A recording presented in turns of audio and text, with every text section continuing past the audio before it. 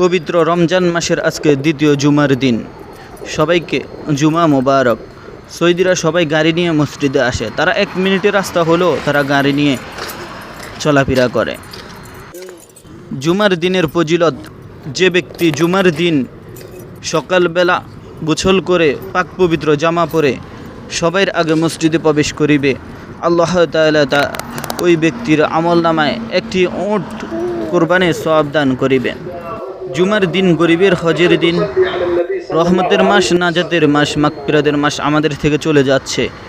যে ব্যক্তি রমজান মাস পেয়ে নিজের গুনাহ মাফ করতে পারল না, ওই ব্যক্তি বড় দুর্ভাগ্যবান।